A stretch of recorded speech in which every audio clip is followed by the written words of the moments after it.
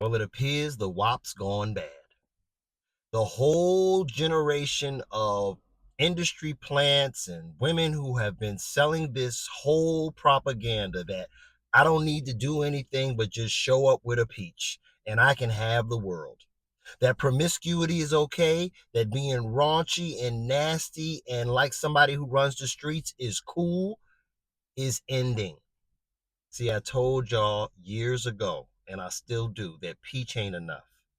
That in order to maintain relationships, you have to have feminine power, which is different from masculine power. And women have spent so much time trying to emulate men in order to have quote unquote equality that they've lost the exact feminine power that they had forever.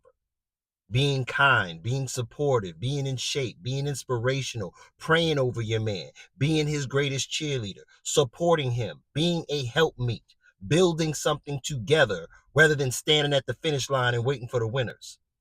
That was the great power that women used to have, and it has been taken and totally distorted.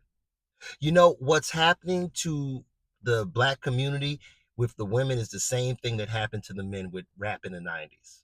See, I'm old enough to remember when rap was about consciousness and we were wearing medallions with the green, the red, and the black, and just self pride and being a black person in America and your roots.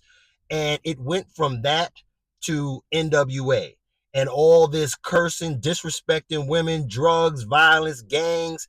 And you just saw black men ending up in prison, going down the wrong road, not loving themselves and not loving women either, and being disrespectful to women.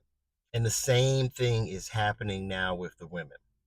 And brings me to my last point here. I'm hearing a lot of women respond to this video I recently did with Klay Thompson and Megan's breakup. And I just keep hearing, he cheated, he cheated. Why? Because she said so? We've got to stop this whole concept, number one, that infidelity is gender exclusive. Men cheat, men lie, women lie. People do harmful things to each other. So stop making it a gender war.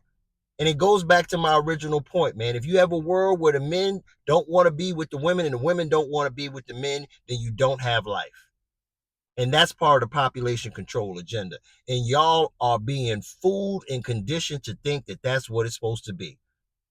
And until we get back to basics, then we're going to have people like Cardi B and Meg Thee Stallion dictating to our kids what they're supposed to be. Cardi B does not let her children listen to her music, but you let yours.